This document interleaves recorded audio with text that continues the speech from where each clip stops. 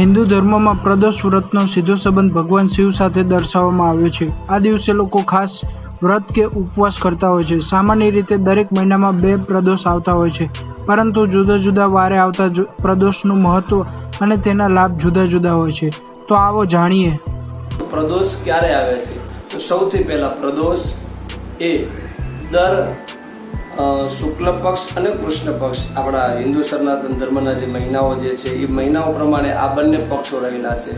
એમાં શુક્લ પક્ષમાં પણ આવે છે, કૃષ્ણ પક્ષમાં પણ આવે છે। તો આ પ્રદોષ આ બંનેની અંદર આવે છે અને કઈ તિથિમાં આવે તો 13ના દિવસે પણ પ્રદોષ માન્ય ગણવામાં આવે છે। ક્યારેક ભાગી તિથિ હોય તો 12ની પણ મધ્યમાં પણ પ્રદોષ આવે છે, આપ જાણતા હશો। તો એ પ્રદોષની મારે આપને વાત કરવી છે। અલગ અલગ દિવસના અલગ અલગ પ્રદોષ છે।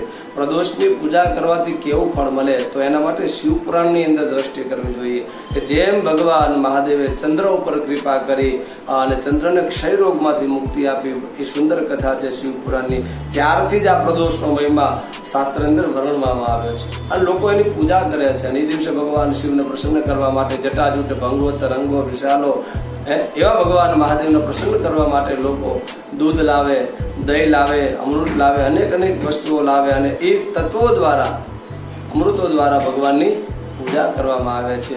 તો એ ભગવાન મહાદેવની પૂજાથી શુભ ફળની પ્રાપ્તિ થાય છે। તો સૌથી પહેલો પ્રદોષ સજ્જન રવિવારની આપણે વાત કરવી છે। જો રવિવારના દિવસે પ્રદોષ પડતો હોય, પ્રદોષ થતો હોય તો એ દિવસે પ્રદોષની આરાધના પૂજા કરવાથી કેવું જીવનમાં ઉત્તમ ફળ મળે છે એનો મહિમા આપને હું બતાવું છું। તો રવિવારના દિવસે જો સજ્જનો પ્રદોષ થતો હોય ને એ દિવસે જો ભગવાન શિવની પૂજા કરવામાં આવે શાંતિ મળે છે, સુખ મળે છે અને આપણી આવડતા છે, આપણું જીવન જે છે એ નિરોગી રહે છે અને આ કાયા દરમિયાન જીવન પર્યંત ભગવાન મહાદેવ એવું કહે છે કે જે પ્રદોષની પૂજા કરે એના તમામ દોષમાંથી એને મુક્તિ મળે।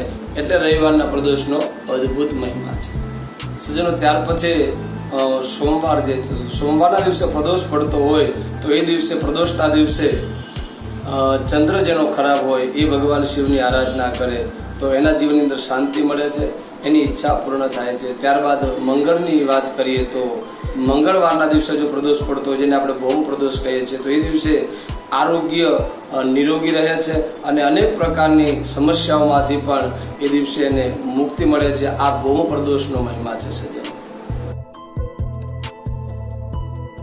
પછી મંગળ પછી તો બુધ આવે છે। તો બુધવારના દિવસે જો પ્રદોષ પડતો હોય ને એ દિવસે જો આપણે ભગવાન શિવની આરાધના પ્રદોષની પૂજા કરવામાં આવે તો શિક્ષા અને જ્ઞાનની પ્રાપ્તિ થાય છે। એવો અદ્ભુત આ બુધનો મહિમા છે અને મનોકામના આપની પૂર્ણ થાય છે।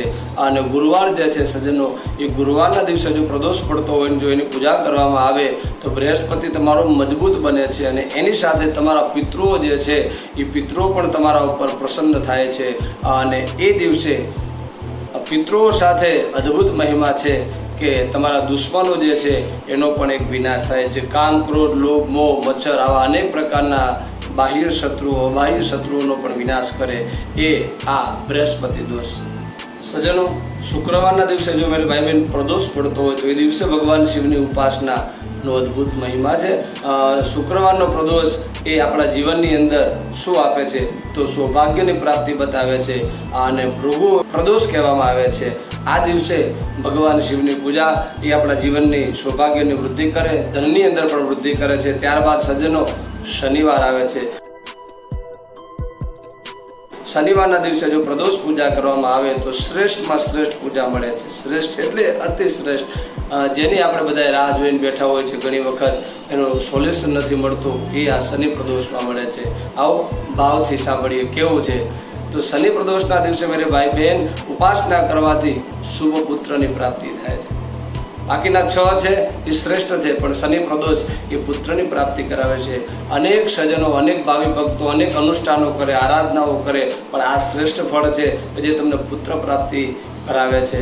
માં યશોદા, માં દેવકી અને માં કૌશલ્યા આમને પણ ભાવ અને આદર સાથે અનેક પ્રદોષોની પૂજા કરેલી છે। તો આપણે પણ એની સાથે શનિ પ્રદોષમાં જોડાઈએ અને મનની મનોકામના પૂર્ણ કરીએ અને સાથે નોકરી વર્ગ જે છે, ધંધો કરે છે, બિઝનેસ કરે છે, એમના માટે પણ શનિ પ્રદોષ ઉત્તમ ફળદાયી છે।